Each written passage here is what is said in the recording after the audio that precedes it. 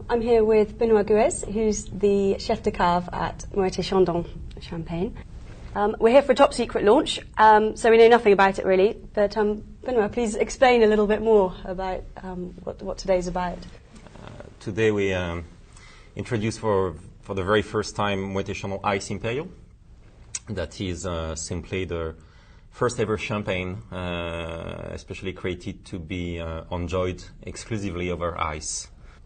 And it's not something that, we've seen in the UK at all before. Is this something that's already happened elsewhere? We've been looking at the summer for very long, thinking that during the summer season, when it's warm outside, people are relaxed, they want to have fun, they want to enjoy. It sounds like champagne, but nevertheless, champagne wasn't doing very well during the summer season, so we tried to understand the reason why.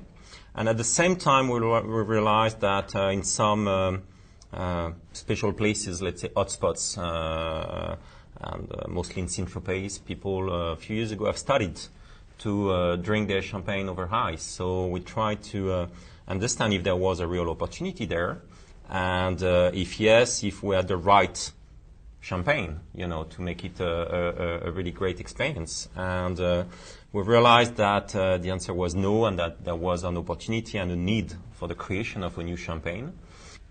And most champagne lovers are going to see this and say, by chilling it down so much, you're destroying the delicate flavours that people love in champagne. Have you changed the blend slightly? How have you approached this? With the low temperature and the dilution, if you don't have something very intense, you lose the taste of it. Sure. So we have really developed the intensity, mostly based on a selection of some special Pinot Noir, very fruit-driven, very, very intense. The second element is the richness on the palate. Again, if you start with a classic brut champagne that is good on its own, the dilution is going to really weaken the taste of it. So we have developed the richness. And the third element is the freshness, is the acidity, because when people go for drinking on ice, they want to be refreshed, and often it comes from elements of either acidity or bitterness. So on Ice Imperial, we have really worked on the intensity in the flavors and in the taste through selection of Pinot Noir, bringing the intensity and the structure to integrate the richness. Some Pinot Meunier in the middle of the blend for the flesh and the roundness, and a special selection of Chardonnay on the finish to really balance the richness with acidity and provide that thirst-quenching effect people are looking for. And I imagine some of the sort of maybe champagne, maybe connoisseurs, maybe snobs, however you want to say it, might say this is maybe not good for the image of champagne, which is very prestigious and seen as people try to talk about it as a wine more.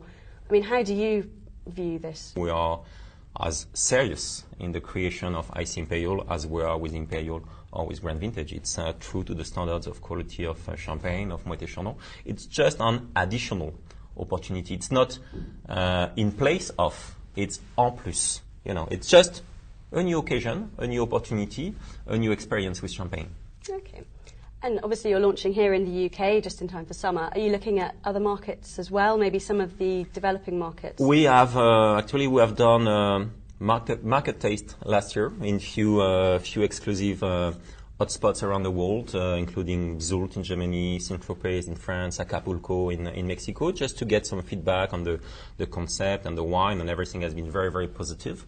So this year we have decided to launch officially in about 30 different countries, starting about now, beginning of the summer, and for the summer season in Europe, in different countries, in the UK, in Belgium, in Germany, in France, in Italy, in Spain, but also in Brazil, in Mexico, in the US, in different countries, but still exclusively during the hot weather season, and in I would say hotspots, in trendy spots. The concept is really to enjoy Moët Chandon Ice Imperial on the beach, around the pool, on rooftop terraces of exclusive hotspots around the world.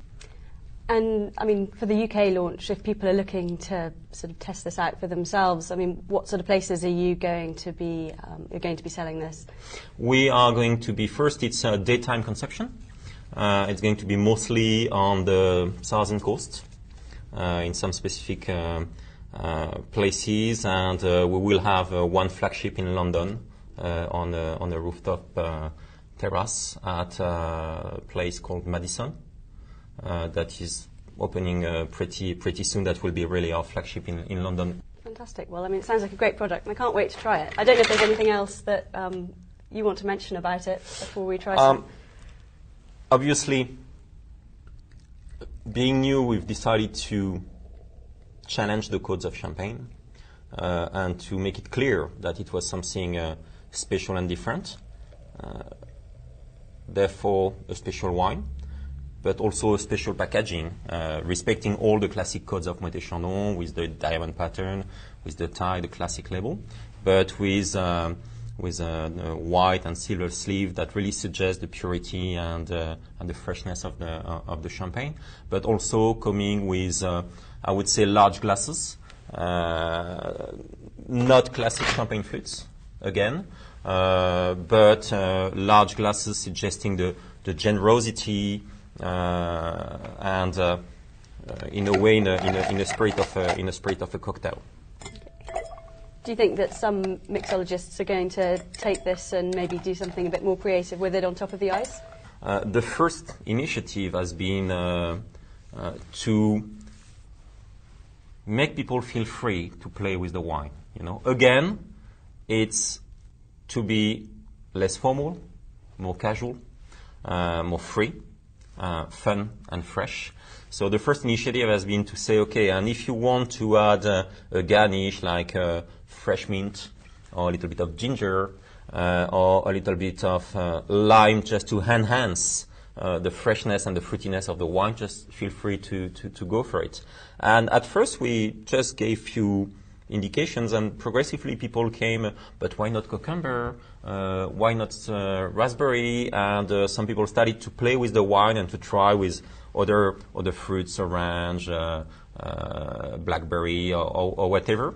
And it has been very interesting because you realize that everybody has a different taste, has a different feeling. Some people say, "Oh, I really love it with strawberry." Some other people will say, "Oh, no, it's more on lime," and it becomes very, very playful. And it's really what we've been looking for.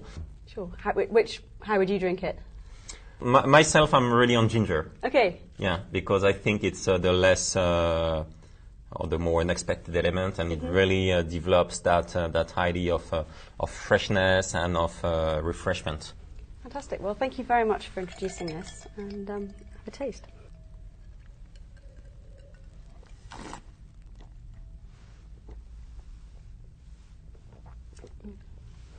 You really feel that richness and that sweetness, but it's balanced by the cool of the ice. Exactly, and progressively, the sweet taste and the fruity taste you have at first is going to, I wouldn't say disappear, but is going to reach a nice level of balance where you won't notice it that much anymore, and you will get a balance.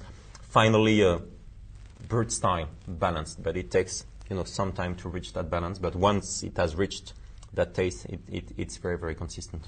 Well, I can tell it's going to be very easy to drink a lot of this summer.